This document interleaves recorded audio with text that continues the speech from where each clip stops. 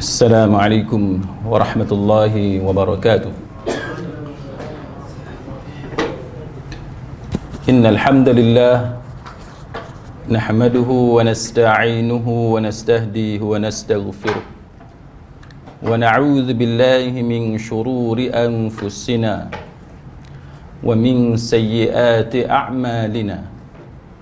Man yahdihillahu fala mudilla lahu ومن يضلل فلا هادي له أشهد أن لا إله إلا الله وحده لا شريك له وأشهد أن محمدا عبده ورسوله اللهم صل وسلم على محمد وعلى آله وصحبه والتابعين بإحسان إلى يوم الدين.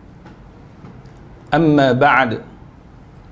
Rabbi syarah li sadri, wahai Tuhanku, lapangkanlah dadaku ini, wa yassir li amri, dan permudahkanlah urusanku, wahlul 'uqdatam min lisani, dan uraikanlah kekeluhan lidahku, yafqahu qawli, supaya mereka memahami kata-kataku ini.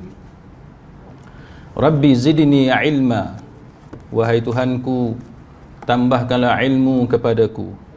Allahumma faqihna fid din, ya Allah, kurniakan kepada kami kefahaman tentang agama.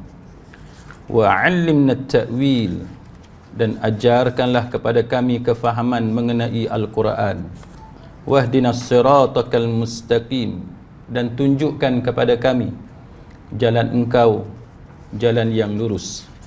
Amin ya rabbal alamin. Saudara-saudari, sahabat sahabiah, muslimin muslimat, mudah-mudahan kita semua pada malam ini dirahmati dan diberkati oleh Allah Subhanahu wa taala.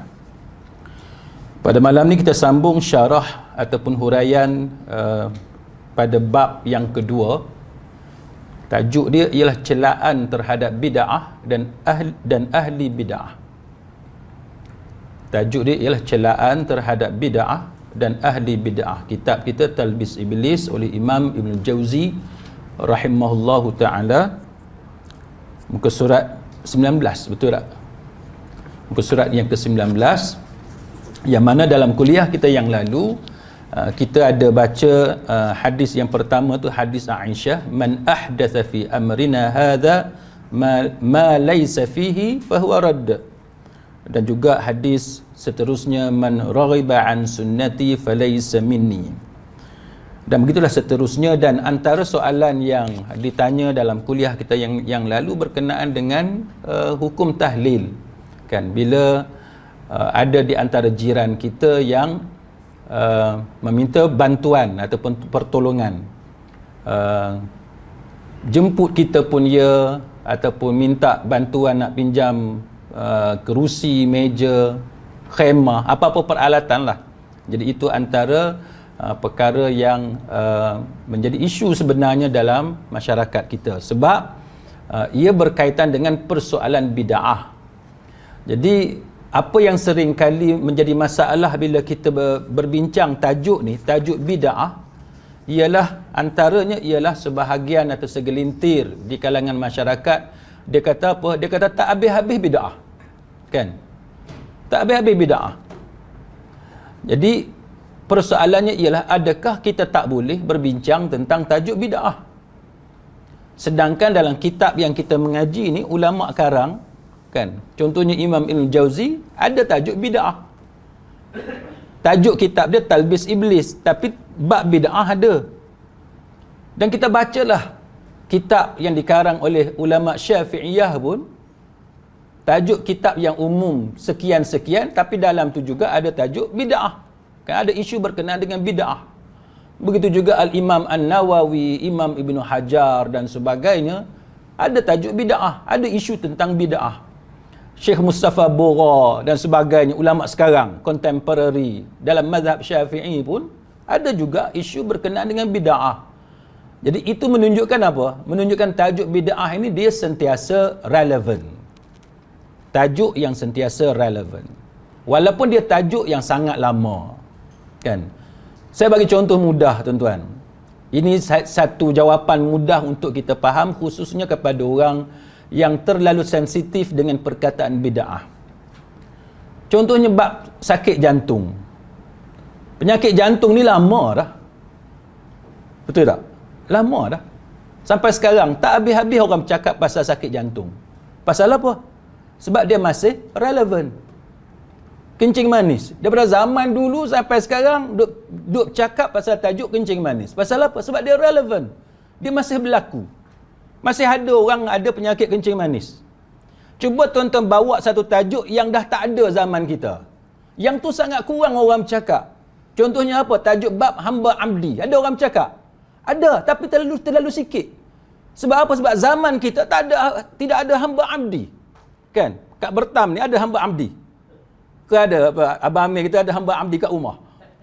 Kan? Sebab tu kuliah kita tak sentuh bab hamba abdi.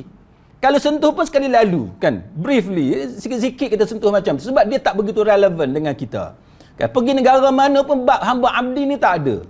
Tapi kalau bab bid'ah, walaupun kita rasa sensitif, kita rasa benda ni pasal apa duk nak sebut juga. Jawapan dia yang pertamanya kerana itu ada dalam hadis-hadis Nabi sallallahu alaihi wasallam, dan tajuk ini juga disentuh oleh para ulama, dan apa yang disentuh itu adalah berkenaan dengan ritual yang orang Islam masih buat.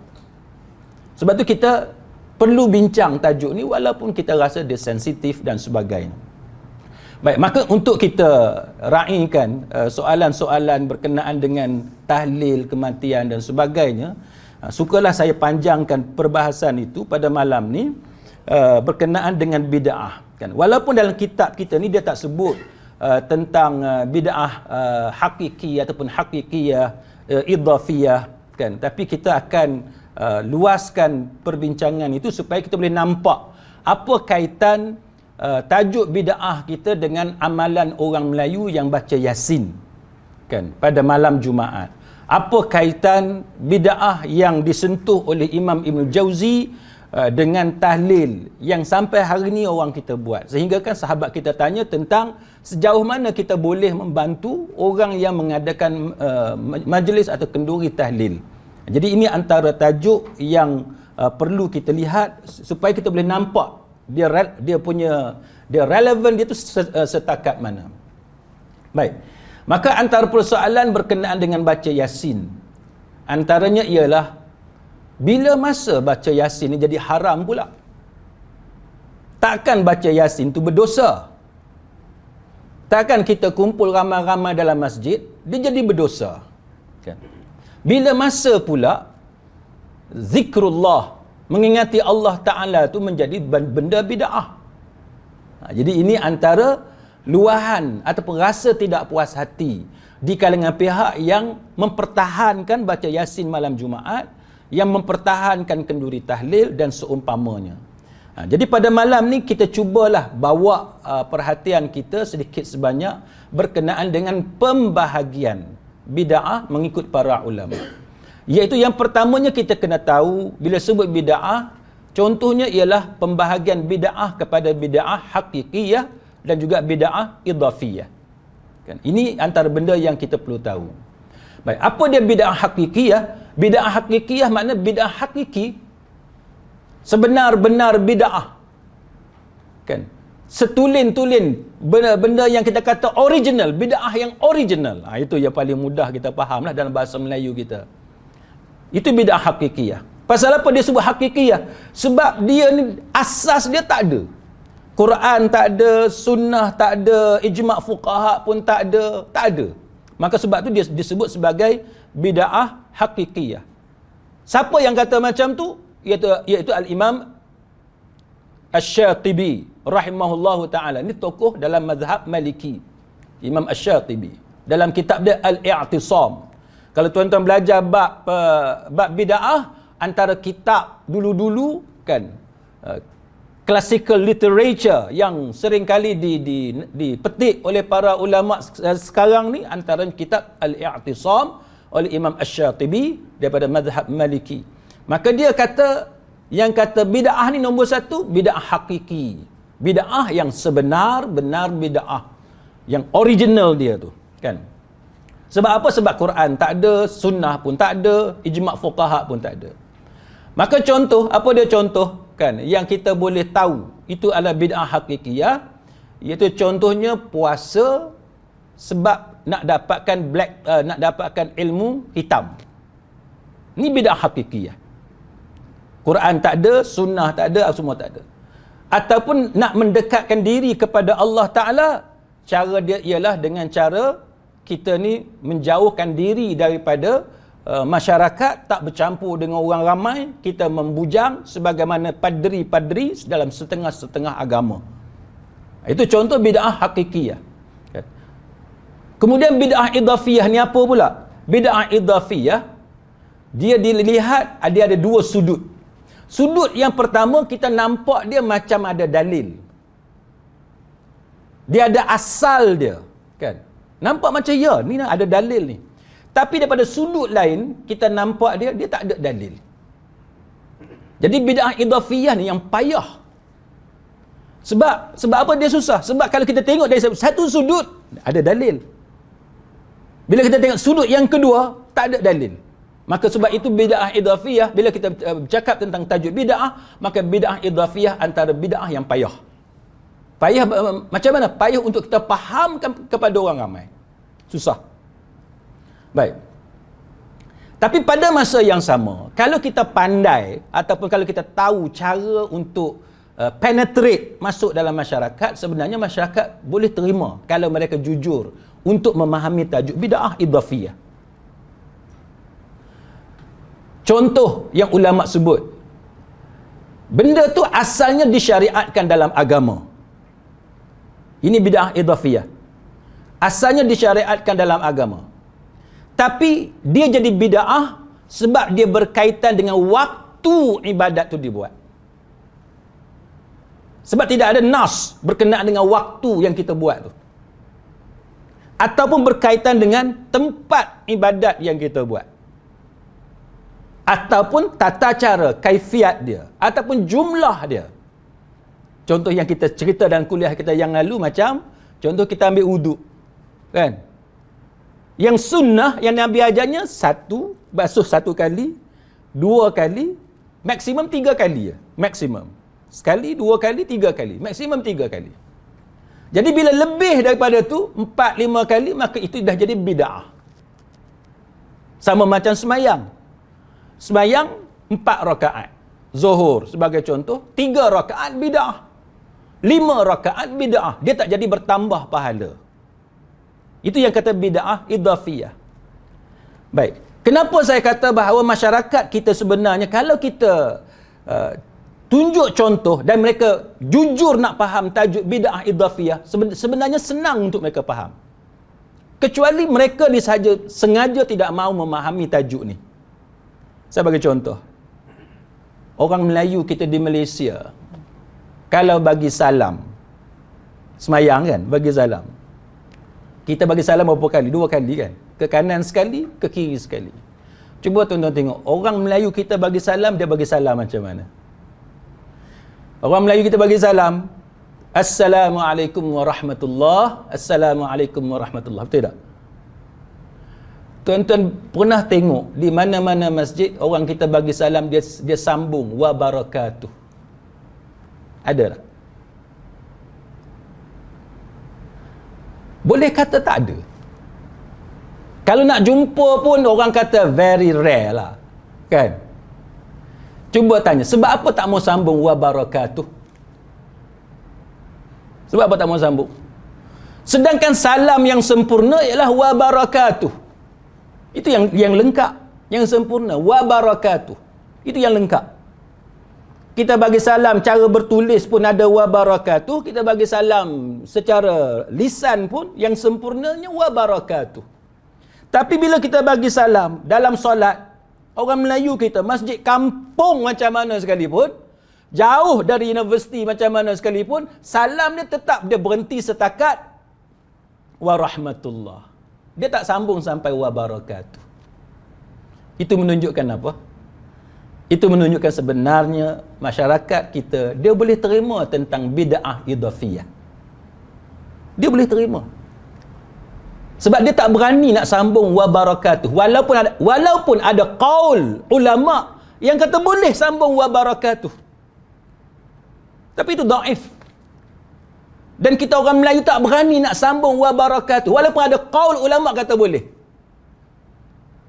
Sekarang soalannya, kenapa tak mau sambung wa barakatuh? Adakah kerana kita takut kepada bid'ah idhafiyah?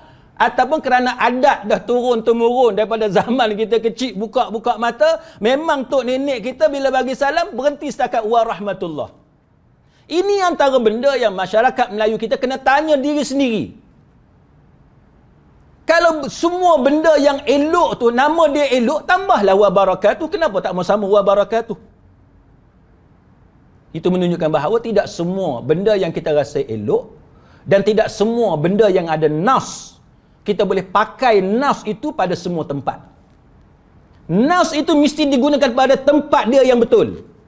Kita tak boleh ambil nas salam secara sempurna tu wa barakatuh, kita pergi bubuh dalam salam ketika kita solat. Tak boleh. Jadi itu contoh yang dia katakan bid'ah idhafiyah. Satu lagi contoh, azan. Orang Melayu kita bila selawat dekat Nabi, mesti ada Sayyidina Muhammad. Sebab apa? Sebab tak patut kita panggil Nabi kita nama Muhammad sahaja. Dia kena ada gelaran dia, kemuliaan dia, penghormatan kepada Nabi. Tapi kenapa orang Melayu kita tak berani dalam azan untuk tambah Maulana ke, Sayyidina ke, gelaran-gelaran seumpamanya? Sebagaimana yang mereka tambah dalam doa. Dalam doa mereka berani tambah Sayyidina Muhammad wa Maulana Muhammad dan sebagainya. Tapi bila dalam azan, tuan-tuan pergilah surau, lekeh macam mana sekalipun, mereka takkan tambah apa-apa perkataan dalam azan. Syiah dia tambah, kan? Ali waliullah, Syiah dia tambah. Tapi kita orang Melayu, tuan-tuan sekalian, kita tak tambah. Satu perkataan pun kita tidak tambah. Maka itu menunjukkan bahawa orang Melayu kita sebenarnya dia boleh terima yang kata bid'ah idhafiyah. Tapi soalan yang samalah, adakah sebenarnya dia takut kepada ancaman bid'ah idhafiyah ataupun sebab adat semata-mata?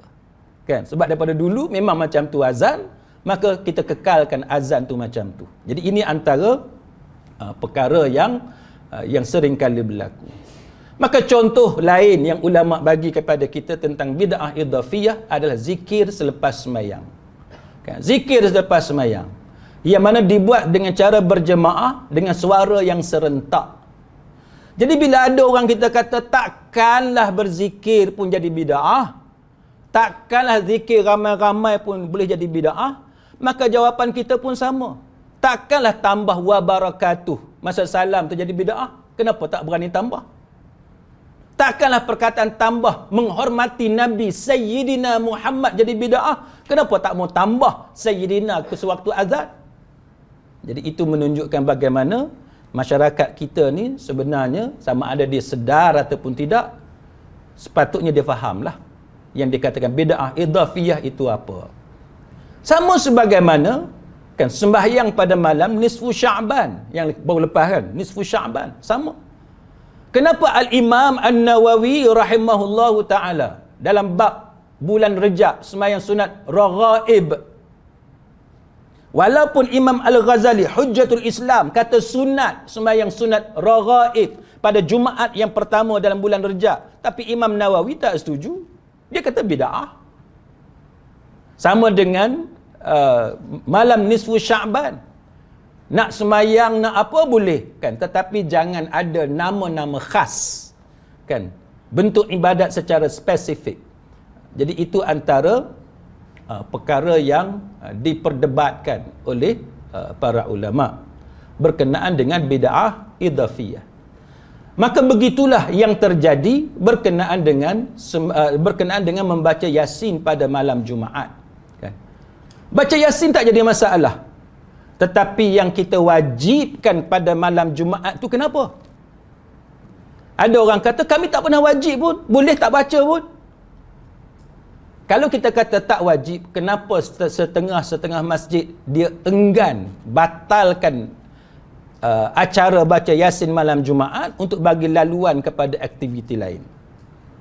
Maka mereka telah menganggap itu sebagai suatu kewajipan, benda yang mesti dibuat pada malam Jumaat. Jadi ini antara kebimbangan para ulama berkenaan dengan isu yang berkaitan dengan bid'ah idhafiyah. Begitulah juga dengan soalan yang berkaitan dengan tahlil. Tahlil juga dia termasuk dalam bid'ah idhafiyah. Sebab apa dia idhafiyah? Sebab tahlil tu sendiri, la ilaha illallah, memang Nabi suruh kita baca. Itu zikir, sebaik-baik zikir. Afdalu zikri fa'alam annahu la ilaha illallah, yang biasa duk baca itulah. Dalam tu ada selawat. Selawat ni memang antara perkara yang dianjurkan oleh Quran dan juga oleh hadis-hadis Nabi. Baca Fatihah, baca surah Baqarah, baca ayat kursi dan sebagainya. Tapi kenapa dia jadi idhafiyah? Kenapa dia termasuk dalam bid'ah idhafiyah? Jadi yang ni yang kita nak kena tahu. Sebab apa? Sebab ada ustaz, dia kata mutabak tak boleh makan. Tapi dalam mutabak ada apa? Ada telur, kan? Ada tepung, ada itu, ada semua benda halal. Kenapa telur boleh makan, tepung boleh makan, minyak boleh makan, tiba-tiba bila nama mutabak tak boleh makan? Bila nama roti canai tak boleh makan? Ini pun satu kan analogi yang kita kena tahu. Ini berkaitan dengan bid'ah idhafiyah. Dia sama macam tadi. Asalnya bila kita pecah-pecahkan dia ada nas. Selawat ada nas, kan? Tahlil ada nas, kan? Doa ada nas, semua tu ada nas. Tapi bila kita buat dalam bentuk yang tertentu, dia jadi bid'ah. Macam Raghaib, bulan Rejab. Bila kita tentukan dia khas dalam bulan Rejab, itu dia jadi bid'ah. Tapi semayang 2 rakaat secara mutlak, sunat mutlak, itu memang sunat hukum dia. Tapi bila kita ikat dia dengan peristiwa yang tertentu, dia telah menjadi bid'ah. Itu nama dia bid'ah idhafiyah. Sama macam tahlil.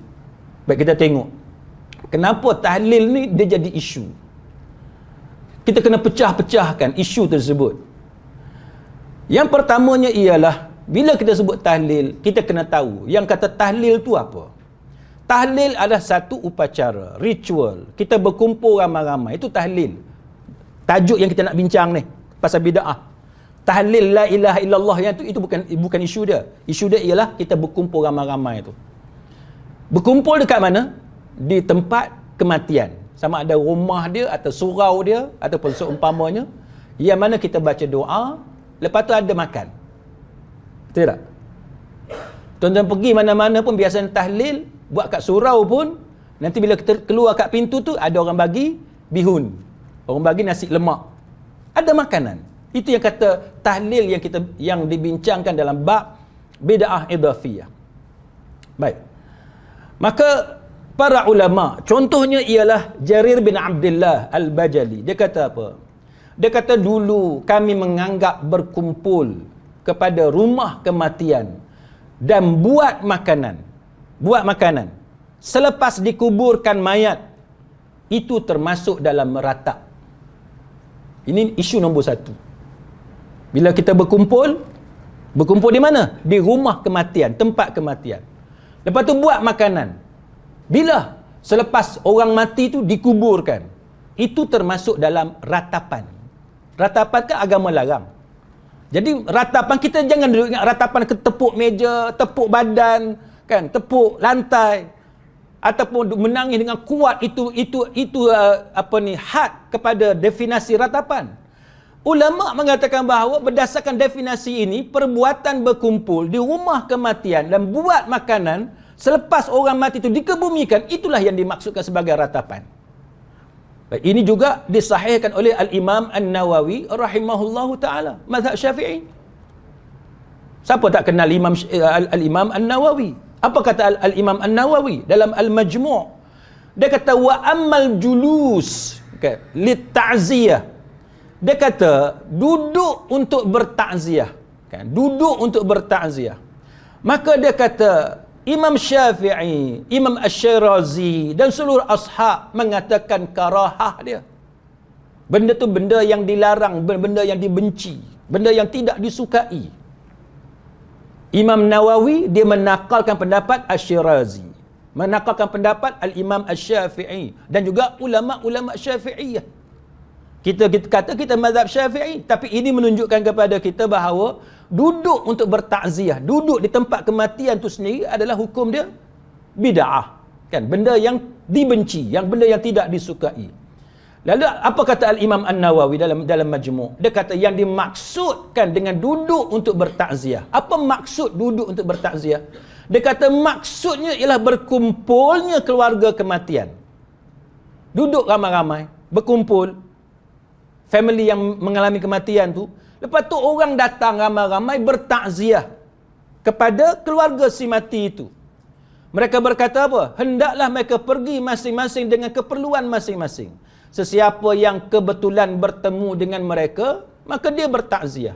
Maka tidak ada bezanya sama ada kaum wanita ataupun kaum lelaki. Ini adalah pernyataan Al-Imam Asy-Syafi'i, bahawa pendapat Imam Syafi'i dan seluruh ashab mazhab Syafi'i, mana seluruh ulama Syafi'iyah menyatakan makruhnya. Makruh. Maka ada satu orang ustaz dalam satu kuliah dia kata kita tak pandai baca kitab mazhab Syafi'i. Dia kata kita tak faham maksud makruh tu apa. Makruh ni apa tu? Makruh ni sunat ke? Makruh ni sunat ke? Bukan. Makruh bukan sunat. Makruh ni wajib ke? Memang tak lah. Makruh ni harus ke? Boleh ke buat? Tidak juga. Makruh ni tuan-tuan, benda yang dilarang. Itu makruh. Benda yang dilarang. Bila dia dilarang, dia ada dua kemungkinan. Sama ada dia makruh, dia dilarang, maksudnya ialah kalau kita buat juga, kita tak berdosa. Tapi kalau kita tinggalkan, kita dapat pahala. Satu lagi kemungkinan makruh ialah makruh, maksud dia berdosa. Cuma dalam mazhab Syafi'i, bila sebut makruh, kebiasaannya, lazimnya maksud dia tidak berdosa. Tapi dia termasuk dalam larangan. Maka kita ambillah yang paling ringan. Kita jangan ambil yang kata haram. Kita ambil yang paling ringan. Hukum dia makruh. Bukan boleh. Maka bila makruh, kita yang larang orang buat ni, baik ke tak baik? Baiklah. Sebab kita telah menepati pendapat mazhab Syafi'i yang melarang kita melakukan perbuatan yang hukum dia dalam mazhab Syafi'i ialah makruh. Jadi siapa sebenarnya yang tak pandai baca kitab mazhab Syafi'i? Yang ni masalah tuan-tuan. Jadi kena ingat, dalam mazhab Syafi'i bila sebut makruh, memang maksud dia dilarang. Maksud dia kita disuruh meninggalkan perbuatan tu. Itu makruh dalam mazhab Syafi'i. Cuma tak berdosa kalau kita buat juga. Tapi apa tujuan kita berkumpul ramai-ramai? Kan, kita berdoa, berzikir, baca Quran. Kalau dia makruh, tujuan kita baca Quran nak dapat pahala, betul tak? Itu tujuan kita baca Quran. Tujuan kita berdoa, tujuan untuk dapat pahala. Tujuan kita pergi ziarah rumah orang, tujuan nak dapat pahala daripada Allah. Tapi kalau kita pergi ziarah, berkumpul, baca Quran dan sebagainya, tiba-tiba ulama Syafi'iyah kata makruh, apa faedahnya? Baik kita buat benda lain yang hukum dia sunat. Tiba-tiba kita mempertahankan benda yang dimakruhkan oleh ulama Syafi'iyah.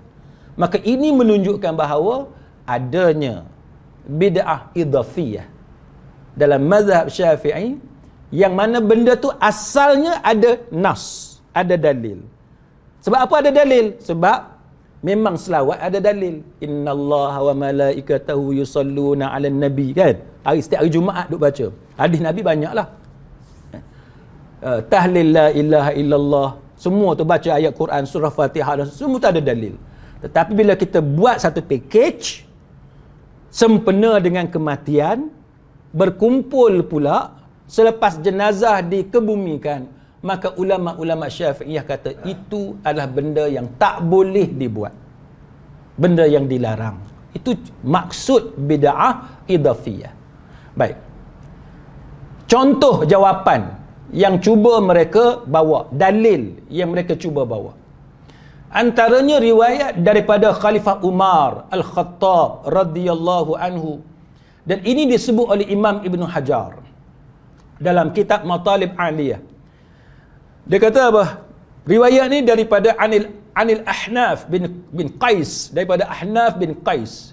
Dia kata aku mendengar. Dia kata kuntu asma'u Umar. Dia kata aku mendengar Umar. Umar kata apa? Dia kata Umar ni kata seseorang daripada kaum Quraisy tidak masuk satu pintu kecuali orang akan masuk sekali dengan dia. Aku tidak mengerti maksud perkataan dia sampai akhirnya Umar ni ditikam. Lalu memerintahkan Syuhaib supaya menjadi imam. Diperintahkan Suhaib untuk menjadi imam sembahyang selama 3 hari dan memerintahkan untuk menyediakan makanan bagi manusia. Ini cerita kisah bagaimana Umar ditikam. Lepas itu mereka balik daripada selepas selesai urusan jenazah Umar, mereka datang. Sedangkan makanan pada masa itu telah disediakan. Lalu mereka tidak jadi makan. Kan? Tak jadi makan. Pasal apa? Sebab masih bersedih kerana duka cita. Baik. Ini disebut oleh Imam Ibn Hajar. Ini contoh alasan yang dibawa oleh orang yang nak pertahankan tahlil. Dia kata bahawa pada zaman Umar kena tikam, itu menunjukkan bagaimana hidangan makanan memang ada. Dia nak pertahankan juga hidangan makanan itu memang ada. Zaman Umar pun dah ada dah. Bila Umar kena tikam pun orang sedia makanan. Maka para ulama bila menilai sanad, kan, orang yang meriwayatkan cerita ni dalam asar ini, dalam sanad dia tu ada satu orang nama dia Ali bin Zaid bin Juda'an. Ulama mendhaifkan Ali bin Zaid ni. Kita tak boleh jadikan ini sebagai hujah.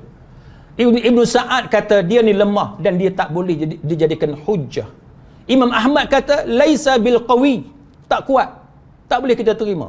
Kan? Yahya bin Ma'in dia kata apa? Dhaif pada segala benda, segala sesuatu dia dhaif.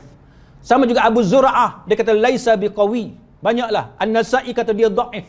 Ibnu Hajar pun kata dia dhaif. Maka siapa-siapa yang buat alasan kita buat makanan sebab apa? Sebab zaman Umar pun orang buat makanan, maka kalau dia berhujah dengan hujah itu kita tak boleh terima. Kan? Kemudian nas yang kedua, dia bawa apa yang disebut oleh dalam riwayat Imam Muslim, dalam Sahih Imam Muslim, daripada Arwah, daripada Aisyah, isteri Nabi sallallahu alaihi wasallam, bahawa apabila seseorang daripada keluarga Aisyah meninggal dunia, lalu kaum perempuan berkumpul untuk bertakziah, kemudian mereka berpisah kecuali keluarga dan orang-orang yang dekat dengan keluarga si mati. Maka Aisyah pun suruh dibuat satu benda macam sup. Dia panggil istilah dia sebagai talbinah. Kan? Buatlah satu sup, nama dia talbinah. Lalu dia dimasak, kemudian dibuat bubur tu, sup.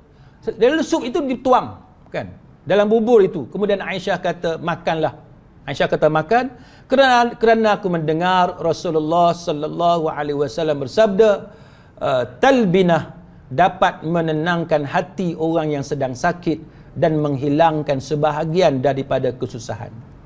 Ini antara nas yang digunakan untuk mempertahankan kenduri arwah, kenduri tahlil. Maka ulama mengatakan bahawa hadis ini sama sekali tidak boleh dijadikan hujah untuk mempertahankan tahlil. Sebab apa? Sebab Aisyah dia buat makanan untuk keluarga dia sahaja. Untuk keluarga dia saja. Bukannya untuk panggil orang luar. Katalah macam ni, keluarga kita meninggal dunia. Kan? Keluarga kita meninggal dunia. Maka yang datang daripada Kuala Lumpur, adik-beradik kita semua datanglah. Kan? Ipar kita dan sebagainya. Maka orang ahli dalam rumah tu, adik-beradik tu takkan tak makan. Makanlah. Maka bila makan, siapa yang masak? Adalah 2-3 orang yang masak. Kita bukan jamu jiran kita. Kita bukan jamu orang masjid. Kita bukan jamu imam. Kita bukan jamu ustaz yang kita panggil, tak. Kita adik-beradik kita, family kita, dalam rumah kita tu. Maka kita buatlah makanan, bila time makan tengah hari kita makan. Bila time makan malam kita makan. Maka itu yang dimaksudkan dalam hadis ni. Tapi golongan yang mempertahankan tahlil, mereka menggunakan hadis ini. Kan? Jadi itu adalah cara hujah yang salah yang digunakan oleh golongan yang mempertahankannya. Malah apa yang benarnya ialah sebagaimana yang disebut oleh Nabi sallallahu alaihi wasallam, isna'u li ali Ja'far ta'ama, kan, buatlah makanan untuk keluarga Ja'far. Dan itu yang disebut oleh Imam Asy-Syirazi. Dia kata dalam syarah Muhadzab, dia kata disukai bagi keluarga si mati dan tetangga dia untuk membuat makanan untuk keluarga si mati. Maknanya orang luar yang sediakan makanan kepada keluarga si mati. Itu yang betul. Jadi itu yang sepatutnya kita buat. Jadi Sana'ani dia kata apa? Fihi dalil, dia kata itu adalah dalil, padanya terdapat dalil disyariatkan menghiburkan keluarga si mati dengan cara kita sediakan makanan kepada mereka sebab mereka sibuk dengan urusan kematian. Saya sendiri dan keluarga saya, tuan-tuan, memang ada duk bergaduh tentang masalah siapa nak sediakan makanan. Sebab malam tu nak buat tahlil. Adalah keluarga yang jauh sikit, extended family. Kan? Bila berlaku kematian, kita pun balik ke Kelantan. Kebetulan walaupun extended family, tapi hubungan tu rapat. Jadi bila berlaku kematian, kita pun duduk sekali dengan dia. Maka malam tu, dia orang nak buat tahlil. Jadi kita tahu percakapan di balik tabir, percakapan di dapur tu kita tahu. Bergaduh adik-beradik sebab siapa nak masak untuk malam tu. Hak seorang ni kata, saya dah letih dah. Dia dah letih. Daripada siang tu dia dah letih dah. Hak seorang ni kata, tak boleh, nak kena buat juga malam ni. Ni masalah dia. Sebab dah jadi adat. Kalau tak buat, orang pandang serong. Ini yang kata bid'ah idhafiyah. Benda dari satu sudut nampak ada dalil, tapi daripada sudut lain dia tak ada dalil. Itu bid'ah idhafiyah. Maka last sekali bincang punya bincang, hak ni kata tak kira kok mana, saya nak masuk dalam bilik, nak tidur tak mau keluar dah. Sebab apa? Sebab dia dah letih. Nak suruh masak lagi malam ni. So hak lain kata tak apalah, kita pergi belilah. Dah semua tak mau masak apa semua, kita pergi beli. Sebab nak buat juga malam ni. Bila pergi beli, bergaduh pula. Nak kira berapa ringgit satu kepala. Siapa nak keluar duit? Bergaduh yang tu pula. Kita yang duk cakap nak pertahankan tahlil, benda elok kan. Kita jamu orang makan, nak bagi pahala untuk si mati dan kubur apa semua. Ini adalah hujah yang tidak berdasarkan kepada apa yang ditulis oleh para ulama. Ulama kata hiburkan keluarga si mati. Maknanya orang lain tolong sediakan makanan untuk dia. Masyarakat kita ini terbalik, kita sendiri yang kena sediakan makanan untuk orang yang datang ke rumah kita. Orang luar datang ke rumah kita. Maka apa yang berlaku? Bergaduh pasal berapa pula untuk satu kepala. Nak beli apa? Nasi lemak ke? Bihun ke? Yang orang datang ni pula bila tengok bihun, dia tarik muka. Bihun? Kereta kat luar Mercedes biji, Volvo lagi, Velfire, Alphard. Jamu aku bihun. Satu masalah pula. Hak ni yang kata bila benda bid'ah, tuan-tuan, walaupun dia bukan hakikiyah, dia idhafiyah, dia tetap bid'ah. Kita tak payahlah nak pertahankan.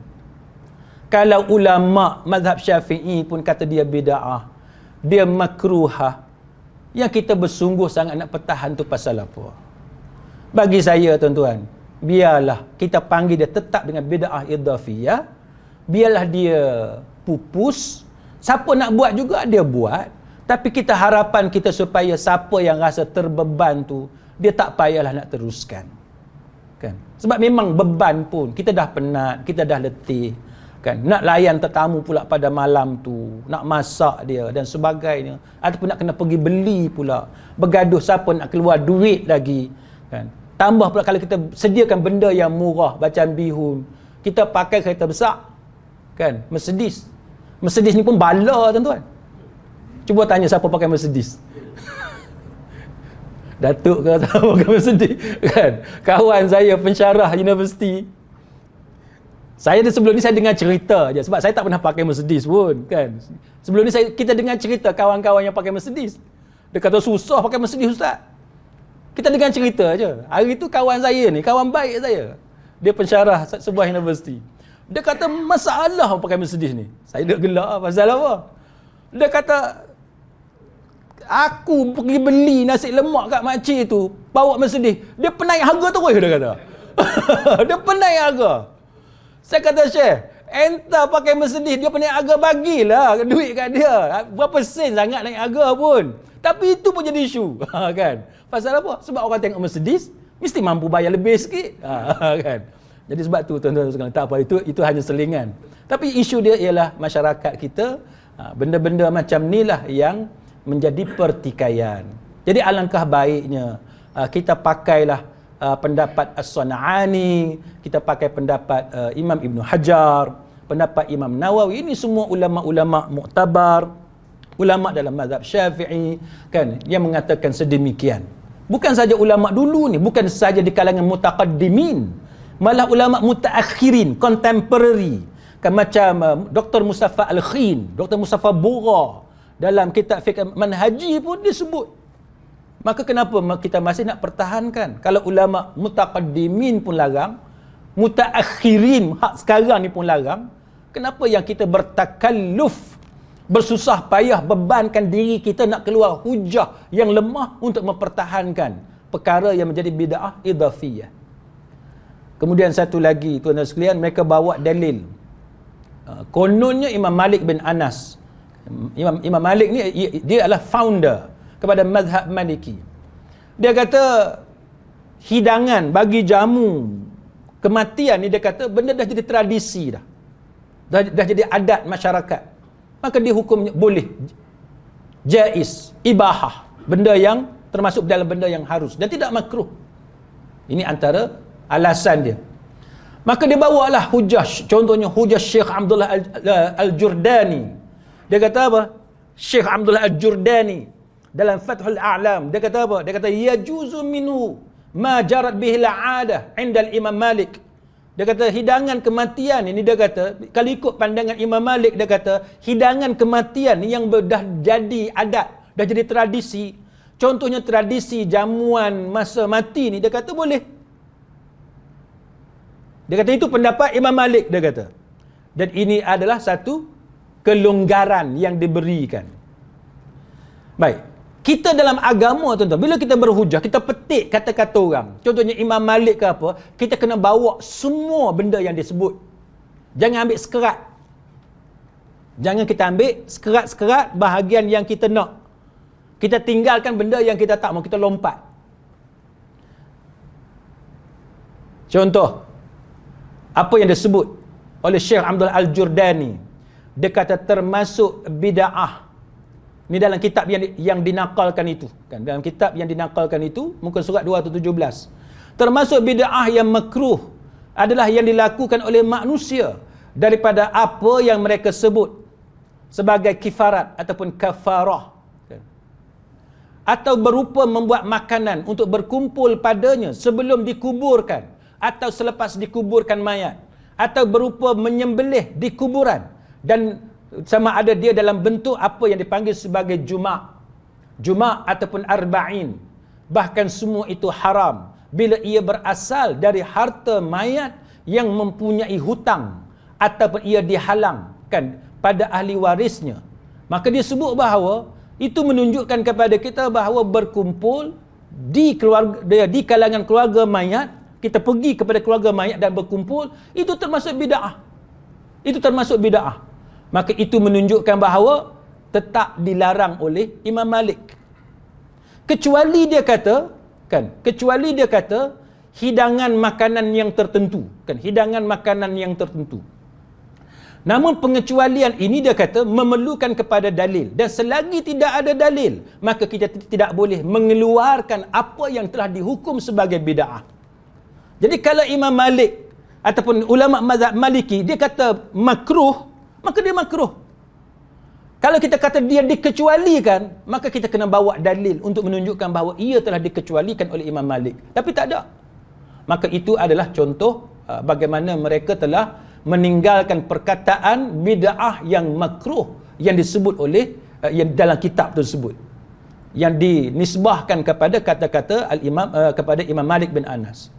Baik. Kemudian seterusnya, alasan dia kata apa? Imam Ahmad bin Hanbal pun kata boleh buat kenduri tahlil. Alasan dia dalam kitab Imam Ahmad yang bertajuk Az-Zuhd, kitab Zuhud. Dia kata daripada Sufyan bahawa Tawus berkata, sesungguhnya orang yang mati, innal mauta, sesungguhnya orang yang mati, yuftanuna fi quburihim, dia diuji dalam kubur dia. Berapa lama?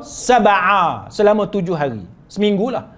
Kerana itu mereka, yakni kaum salaf, menganjurkan sedekah makanan sepanjang hari-hari tersebut. Jadi dia kata dengan sebab orang mati itu diuji dalam kubur selama 7 hari, maka kaum salaf dulu menganjurkan kita buat sedekah makanan pada hari-hari tersebut. Maka ini disebut oleh Imam Ahmad bin Hanbal dalam kitab Zuhud tadi, ataupun Az-Zuhd, dan juga disebut oleh Al-Hafiz Abu Nu'aim dalam Hilyah Al-Awliya dan sebagainya. Baik, maka apa kata Imam Suyuti? Imam Suyuti kata hadis yang diriwayatkan itu adalah secara mursal daripada Tawus dengan sanad yang sahih.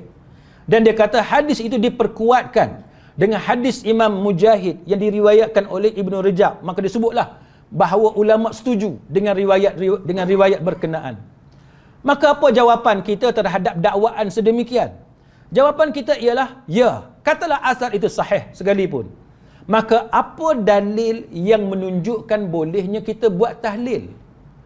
Sedangkan asar itu menunjukkan bahawa kita disunatkan untuk bersedekah bagi pihak mayat. Buat sedekah bagi pihak mayat. Maknanya kalau kita ingat pada arwah ayah kita sebagai contoh, kan, arwah ayah kita meninggal dunia. Bila dia ditanam? Hari ini ditanam. Kalau kita nak pakai riwayat tu 7 hari, maka kita pergilah cari kat mana-mana bagi sedekah bagi pihak ayah kita. Dan para ulama tidak ada khilaf tentang ibadat maliyah. Tuan-tuan kena faham yang tu. Ibadat maliyah bagi pihak si mati, ulama tidak ada khilaf. Sampainya pahala kepada si mati. Kita sedekah dekat orang miskin, kita sedekah dekat orang yang memerlukan, kita sedekah dekat masjid. Masa kita sedekah tu kita niat bagi pihak arwah ayah kita, arwah mak kita. Yang tu tidak ada khilaf di kalangan para ulama tentang bolehnya kita berbuat demikian, dan pahala tu dapat kepada arwah ayah kita, arwah mak kita. Bukan berkenaan dengan kenduri tahlil berkumpul di rumah kematian, kita buat baca tahlil sebagaimana yang kita buat sekarang. Itu ialah benda yang berbeza. Kan? Benda yang berbeza. Sebab apa? Sebabnya ialah kita sebut nama Imam Suyuti. Kan? Kita sebut nama Imam Suyuti untuk kata boleh. Tapi bila kita tengok tulisan Imam Suyuti sendiri, kan, pendapat Imam Suyuti sendiri yang kita kata Imam Suyuti kata boleh, kita nak tahu boleh ke tak boleh, tengok dalam Syarah Tanbih. Dalam Syarah Tanbih dia kata apa? Imam Suyuti kata apa? Imam Suyuti kata dimakruhkan duduk untuk bertakziah dengan cara berkumpulnya keluarga mayat dan para pentakziah, bermaksud untuk bagi takziah kepada mereka. Orang mati, kan, kita pergilah ziarah, kan, kita duduk dalam majlis, maka itu adalah bid'ah. Itu adalah bid'ah. Siapa kata Imam Suyuti? Yang golongan yang guna tahlil ini, mempertahankan tahlil, mengambil pendapat Imam Suyuti. Tapi bila kita tengok pendapat Imam Suyuti sendiri secara spesifik, duduk berkumpul ramai-ramai di rumah kematian, maka dia kata itu adalah bid'ah yang makruh, bukan haram. Maksudnya pendapat Imam Suyuti, kalau kita buat juga tak berdosa, kan? Tak berdosa, tapi dia makruh. Bila dia makruh, maknanya dia tetap dilarang. Jadi kita kena fahamlah yang tu, kan? Kemudian kita tengok mereka pula kemudiannya kata daripada riwayat tadi, mereka kata boleh buat hari ke-40, hari yang ke-100 dan sebagainya. Sebab berdasarkan kepada hak tadi 7. Jadi ini contoh bagaimana mereka kias. Daripada 7 tu jadi 40 hari, kan, hari yang ke-100 dan sebagainya. Jadi itu adalah contoh yang salah. Kemudian para ulama mengatakan bahawa kalau kita lihat pada zaman Nabi, sahabat ramai meninggal dunia, kan, anak Nabi pun, kan, Ruqayyah, Ummu Kalsum meninggal dunia. Tapi Nabi SAW tidak tunjuk contoh kepada kita bersedekah dengan cara yang orang Melayu sekarang ni buat. Selama 7 hari tu. Zaman Nabi tak ada. Nabi tak buat benda-benda yang macam tu. Maka itu menunjukkan kepada kita bahawa apa yang kita buat sekarang ni bertentangan dengan apa yang diajarkan oleh Nabi SAW. Malah bila berlakunya pengkebumian para sahabat, lepas kebumi jenazah sahabat, Nabi kata apa? Nabi kata, mintalah keampunan untuk saudaramu ini, mintalah kepada Allah untuk dia kekuatan, kerana sekarang ini dia sedang ditanya oleh malaikat. Jadi itu contoh, kan, yang diajarkan oleh Nabi. Senang tak tuan-tuan? Senang. Dia tak jadi beban kepada keluarga orang mati. Saya, tuan-tuan sekalian, bila orang mati, contohnya suami mati, isteri datang jumpa saya. Bila kita dengar cerita keadaan dia tu, kita sendiri pun rasa tak tergamak nak makan benda yang dia nak bagi kat kita. Sebab kita tengok macam mana susahnya orang yang kematian suami secara tiba-tiba. Kalau orang kaya, orang berada, tak apa, kita tak kesian sangat. Tapi kalau orang kampung, tiba-tiba suami mati, suami ni lah yang duk cari rezeki selama ni, isteri ni hanya tolong jaga rumah je, jaga anak. Cuba tuan-tuan bayang. Jadi orang kita ni duk tetap pertahankan benda ni, sehingga akhirnya masyarakat kita rasa kalau tak buat tak boleh. Hal ni yang kita nak perbetulkan ni. Kalau boleh lah tuan-tuan, kita cuba wujudkan keadaan masyarakat kita, kalau tak buat tak apa. Kita nak yang tu dulu. Siapa nak buat juga, dia ketegak juga. Ketegak boleh sebut ketegak. Kan nanti ada orang marah kat saya pula. Tapi kalau dia nak berkeras juga nak buat, buatlah. Dah kata makruh, tak berdosa. Kita kata kalau makruh nak buat apa? Patutnya tak buatlah, sebab kita tak buat dapat pahala. Itu makruh. Tapi hak makruh nak buat, tu yang kita tak faham tu. Maka kalau nak buat juga, ketegak juga, buatlah. Tapi kita minta satu je, kalau boleh, tengok ada orang tak mau buat, jangan kita duk kata apa-apa. Terutamanya orang miskin, orang kampung, terutamanya isteri yang ditinggalkan suami. Kan suami seorang je yang cari rezeki. Isteri yang terkejut dengan kematian yang tiba-tiba ni, tak payahlah kita pandang serong kat dia, kita tenangkan dia, kan. Kita bagi sokongan, bagi sokongan kepada dia, apa yang patut, apa yang boleh, yang kita mampu untuk bagi sokongan kepada mereka. Samalah juga tuan-tuan, bila Abu Bakar Siddiq meninggal dunia, sahabat-sahabat lain meninggal dunia, pernahkah kita dengar sahabat-sahabat ni buat macam kita buat? Sedangkan sahabat Nabi ni semua ni sahabat-sahabat yang terbilang, tapi mereka tak buat macam orang Melayu kita duk buat sekarang ni. Maka yang tu yang kita nak perbetulkan tu. Kita nak perbetulkan supaya amalan kita ni 100% sama sebagaimana generasi yang dibentuk oleh Nabi sallallahu alaihi wasallam. Baik. Jadi sidang hadirin mukminin, itu antara apa yang saya boleh huraikan pada malam ni. Maka sebagai kesimpulan dia tuan-tuan sekalian, sebagai kesimpulan dia malam ni, benda yang kita belajar daripada hadis, 2-3 hadis dalam kitab Talbis Iblis ini, iaitu berkenaan dengan bid'ah. Dan bid'ah tu kita nak faham, kalau sebelum ni kita bagi contoh tentang beza antara bid'ah, kan, dengan maslahah. Sebelum ni kita dah tunjuk contoh kenapa mikrofon ni dipakai oleh imam, kita tak panggil bid'ah. Kenapa tak panggil bid'ah? Sebagai bid'ah. Kan? Kenapa bila kita semayang, aircon, kipas, kapet dalam surau kita dah masuk, kita tak panggil bid'ah. Jadi kita kena bezakan bid'ah tu apa dia. Malam ni pula kita belajar tentang, bila sebut bid'ah, kita kena tahu bid'ah hakiki ataupun hakikiyah. Satu lagi bid'ah idafi ataupun idafiyah. Supaya kita tahu kenapa ada benda tu bid'ah, benda dilarang oleh para ulama, tapi dari satu sudut kita nampak ini ibadat. Ini disuruh oleh agama, tapi kenapa dia jadi bid'ah? Oh, rupa-rupanya kerana ada satu sudut lagi, ianya tidak mempunyai dalil di sisi agama. Jadi apa dia bid'ah hakiki tuan-tuan? Bid'ah hakiki ialah benda yang sama sekali tidak ada asal dalam agama, tak ada dalil. Contohnya kita nak berzikir, kita pergi menari. Itu bid'ah hakiki. Bukan bid'ah idhafiyah, itu hakiki. Sebab apa tuan-tuan? Sebab pernahkah kita dengar sahabat dulu, Nabi ajar kat sahabat, sahabat ajar kat tabi'in, bila nak berzikir pergi menari? Ada tak? Tak ada. Tapi hari ini ada tarikat, dia ajar dekat pengikut dia kena menari. Bila kita petikai, tidak ada zikir dengan cara menari, dia kata tak boleh berhibur. Soalan kita ni nak berhibur ke nak apa? Kita pun dah pening dah. Kan? Kalau nak berzikir, ada cara dia. Kalau nak menari, ada cara dia. Kita pun pelik bila orang tua nak menari ni. Kan jatuh. Kan? Dia lompat macam tu. Jadi kita nak tahu, dia nak menari ke dia nak berzikir? Jadi kena cakap terus terang. Kalau berzikir, jawapan dia tidak ada cara sedemikian. Yang tidak ada cara sedemikian. Tapi kalau tuan-tuan kebetulan, tuan-tuan jogging, tuan-tuan berzikir, itu memang dapat pahala mudah-mudahan. Kan? Mudah-mudahan kita dapat pahala. Sambil kita jogging, sambil kita kayuh basikal, kan kita sebut subhanallah, kan? Alhamdulillah. Hak tu baru betul. Kita bawa kereta. Kita duduk dalam keadaan macam mana sekalipun, kita berzikir. Itu memang itu disunatkan dalam pelbagai keadaan. Tapi bila kita nak berzikir, kita ada tarian tertentu, kan? Kita spesifikkan keadaan itu, maka itu yang jadi bid'ah. Itu jadi bid'ah.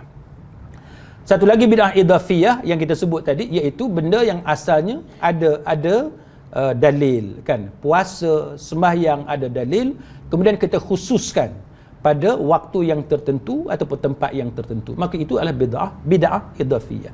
Jadi mudah-mudahan kita dapat kefahaman berkenaan dengan tajuk bid'ah ini, walaupun sebenarnya dia lebih mendalam, lebih detail, tapi cukuplah sekadar itu, sebab kita masih lagi muqaddimah kepada talbis iblis. Nanti tuan-tuan akan tengok perbahasan dalam talbis iblis itu dia lebih detail, in depth, berkenaan dengan bagaimana iblis memperdayakan manusia-manusia yang tertentu. Wallahu a'lam wa billahi taufiq wal hidayah. Wassalamualaikum warahmatullahi wabarakatuh.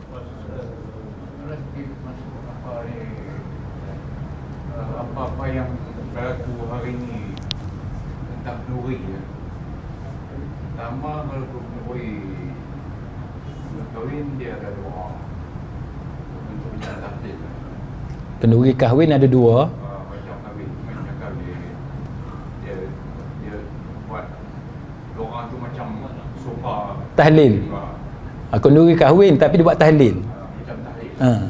Yang kedua, selepas kematian dia orang tak buat rumah sekarang ni, dia buat di masjid, bersumpah lepas tahlil, lepas sembahyang dia tak buat tahlil sebab ini kematian. Kemudian tu di luar tu nanti dia akan kurangkan nasi lemak ke apa kan. Ini halnya yang berlaku. Ini yang berlaku. Dan tu ada disebutkan mungkin biasa. Dia jumpa kita, dia panggil ini kita buat royal rock.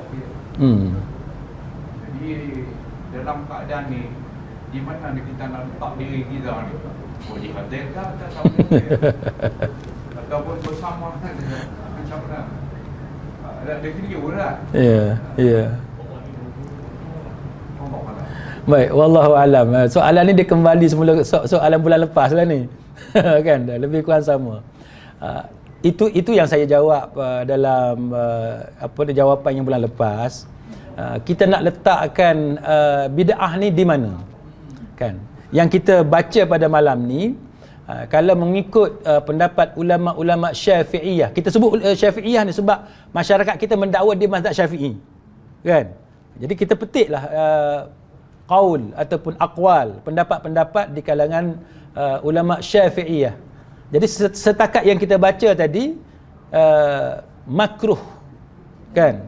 Dia tak sampai kepada haram. Jadi bid'ah idhafiyah yang kita baca tadi, dia adalah pada peringkat makruh. Sebab ahkam khamsah, hukum ni ada 5 kan? Wajib, sunat, harus, makruh, haram. Jadi bila kita kata bid'ah, bid'ah tu hukum nak letak kat mana? 5 tu. Kita nak letak dia wajib, tak lah. Sunat pun tidak kan? Jadi isu kita dalam masyarakat kita sekarang ni, bid'ah-bid'ah ni harus pun tidak. Dia akan berkisar 2 je. Sama ada makruh atau haram. Jadi the way kita cakap tu bid'ah tu, masyarakat kata, oh ini nampak macam berdosa. Takkan kami buat makan berdosa, takkan kami berzikir berdosa. Maka kalau kita tengok kepada akwal ataupun pendapat-pendapat ulama Syafi'iyah tadi, dia letak bid'ah tu dekat makruh. Jadi bid'ah yang dilarang ni, kita cerita bid'ah yang dilarang tau. Bid'ah yang dilarang 2 je kemungkinan dia. Sama ada dia makruh atau dia haram. Maka setakat yang kita baca tadi, dia makruh. Dia makruh. Dilarang tapi dia makruh. Mana kalau kita buat juga tak berdosa. Sebab itu di kalangan asatizah kita pun berbeza pendapat tentang approach kita dengan masyarakat. Sebahagian asatizah kita bila kita tanya dia approach, dia kata kita kena tinggal. Makanan jangan ambil. Orang jemput jangan pergi.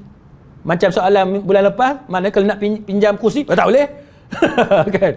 Tak boleh. Kan? Nampak telefon je, ni rumah komunitas di sebelah ni, jangan angkat. Kan? Pura-pura naik kereta, cabut lari awal-awal. Tu kalau nak pegang kepada haram. Tapi kalau kita nak pegang kepada makruh, kita tolong dia, tapi kita tolong benda makruh lah. Tolong benda makruh, tak dapat pahala lah. Kan? Cuma kita niat, kita tak mau bergaduh. Tak mau jadi masalah. Dan kita tengok jangka masa panjang. Mudah-mudahan Allah Ta'ala bagi pahala lah. Sebab kita bertembung antara 2 benda. Satu, benda makruh. Bid'ah tapi makruh. Kita tak mau, kita tak suka. Tapi bila kita tak layan masyarakat, menyebabkan ukhuwah kita jadi problem. Ukhuwah tu wajib untuk kita pertahankan. Sebab tu sebahagian asatizah kita kata, dia makruh, maka kita tolong. Setakat mana yang kita boleh tolong yang basic. Kan? Yang penting jangan bergaduh. Tapi pada masa yang sama, saya sebut dekat tuan-tuan, bahawa ada 2 pendapat tau dalam masalah ni. Kalau tuan-tuan rasa kuat, jangan tolong lah. Kan? Tapi kalau tuan-tuan tanya saya, sebab ada, bila saya jawab, ada orang tanya saya, Ustaz, dia ni ustaz lah. Kan? Ustaz, saya ni jenis berlembut tuan-tuan. Saya jenis berlembut. Walaupun saya tak suka, secara peribadi, saya tak suka benda yang kita kata bid'ah idhafiyah tadi, tapi kita tengok satu lagi, ukhuwah kita, hubungan kita dengan jiran dan sebagainya, dia jadi masalah. Bila bermasam muka, saling tuduh menuduh, dia jadi masalah terlebih besar. Jadi bila kita belajar, contohnya Fiqhul Aulawiyat oleh Dr. Yusuf Al-Qaradawi, selalu kita bertembung, clash, konflik. Kalau buat macam ni, hasil dia macam ni. Kalau kita buat macam ni pula, hasil dia macam ni. Maka kita ada pertimbangan. Jadi kalau tanya saya, oleh kerana masyarakat kita menganggap mereka bermazhab Syafi'i, kita ambil yang makruh. Kita ambil yang makruh. Pada masa yang sama, kita nilai. Kalau tindakan kita itu tidak merosakkan hubungan, kita boleh teruskan. Maknanya jangan bagi pinjam kursi, jangan bagi pinjam meja, dia jemput pun jangan pergi. Tapi kalau kita rasa bila kita tak pergi tu, bila kita tak ambil makanan tu akan menyebabkan permusuhan, akan menyebabkan macam-macam fitnah kena dekat kita, maka pendapat peribadi saya lebih baik kita tolak ansur. Kan? Kita layanlah yang tu, sebab yang tu tak sampai haram, dia makruh. Tapi kita ada rasa tak suka. Betul tak? Kita ada benci. Dan kita pun diajar marra minkum munkaran. Hadis tu ingat kan? Hak mana yang kita mampu dengan kuasa, kita buatlah. Yang nombor 2, lisan kita. Kalau kita rasa tak mampu nak hadapi, hati. Tapi yang tu selemah iman lah. Jadi kita kena tentukan kekuatan kita setakat mana. Wallahu a'lam. Ya Syekh, fadal.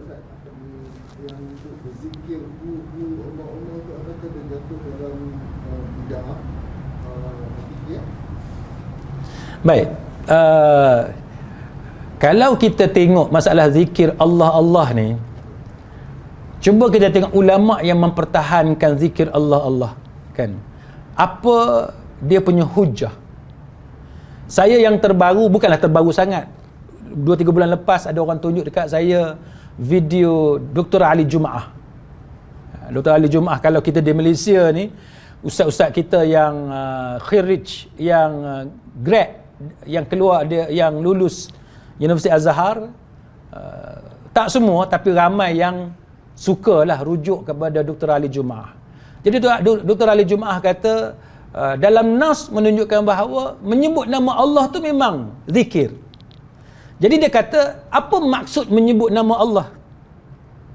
Kalau subhanallah itu bukan menyebut nama Allah, itu tasbih, dia kata. Kan? Fadhkur ismallah, kan? Menyebut nama Allah, ismullah. Apa maksud menyebut nama Allah? Maka dia kata kalau subhanallah itu tasbih. Ini hujah dia. Kalau kita sebut Allahu Akbar, itu bukan menyebut nama Allah, itu takbir. Itu hujah dia dalam YouTube. Apa ni? Saya tengok hujah dia. Kalau kita sebut alhamdulillah, itu tahmid, itu bukan menyebut nama Allah. Maka dia kata, apa nama Allah? Dia kata, apa nama Allah? Murid dia yang duduk keliling dia tu kata, Allah. Itu nama Allah. Maka dia kata, siapa yang menyebut nama Allah, dia dapat pahala. Apa dia tuan faham kan? Baik. Dia macam ni.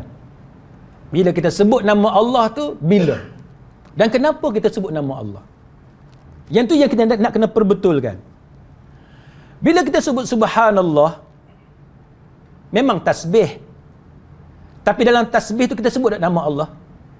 Sebut nama Allah. Takbir. Bila kita takbir, ada tak nama Allah di situ? Kita sebut nama dia. Kita sebut nama dia. Itu yang dikatakan zikir, itu ialah kita menyebut nama Allah. Dan kenapa dalam kitab-kitab yang mengumpulkan doa-doa dan zikir di kalangan ulama mutaqaddimin tidak ada zikir Allah. Tak ada zikir Allah. Cuba tuan-tuan cari, ada tak zikir Allah? Tak ada. Imam Nawawi dalam mazhab Syafi'i pun kan al-azkar tak ada zikir Allah. Maknanya zikir tu tak ada zikir Allah. Cuma yang ada tetapi ni. Tetapi patut koma. Kan? Katalah kan. Tuan-tuan tengok accident. Tuan-tuan pun sebut Allah. Dapat pahala tak?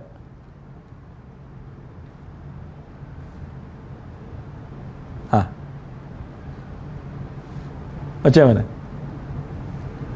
Tuan-tuan sebut Allah bukan lara. Allah. Dapat pahala tak? InsyaAllah. Kalau tuan-tuan tanya pendapat saya, mudah-mudahan dapat pahala. Saya tak boleh jawab secara pasti. Tapi sebab kita menyebut nama Allah. Tapi kalau kita nak berzikir macam yang kita sebut tadi, sebut Allah 100 kali, sebut Allah 200 kali, yang tu tak ada. Lepas semayang sebut Allah 3 kali, sebut Allah 10 kali, tak ada yang tu. Sebab tu dalam Al-Azkar Imam Nawawi tak ada zikir Allah. Tapi kalau kita nampak satu-satu benda, kita sebut Allah, kita sebut. Kan? Maka bila kita sebut nama Allah, kita diberi pahala sebab kita mengingati Allah. Berbanding dengan orang yang mencarut bila nampak aksiden. Adakah orang mencarut? Ataupun dia sebut benda lain lah. Dia sebut balik buaya ke, dia sebut benda-benda yang macam tu. Yang tu berdosa. Tapi bila kita sebut Allah, ataupun yang lebih sempurna, Allahu Akbar, ataupun kita sebut inna lillahi wa inna ilaihi raji'un, itu yang paling tepat. Tapi kalau soalan sekarang ni, kita tak sebut inna lillah, kita tak sebut Allahu Akbar, tapi kita sebut Allah. Maka dengan sebab kita ingat kepada Allah, mudah-mudahan kita dapat pahala daripada Allah. Jadi kita kena bezalah zikir yang khas, kan, zikir yang ditentukan secara spesifik oleh Nabi sallallahu alaihi wasallam. Maka sebab tu zikir Allah, kita tak boleh buat macam tu. Sebut Allah 100 kali, tak boleh. Sebut Allah 1000 kali. Kenapa kita nak cipta zikir baru? Jadi wallahu a'lam. Boleh? Cukup ke? Abang ambil tengok jam dah tu. Siapa tanya lagi dia pangkah. Melawak. Jadi insya-Allah kita sambung lepas raya ke no? Mei, bulan Mei insya-Allah. Wallahu a'lam.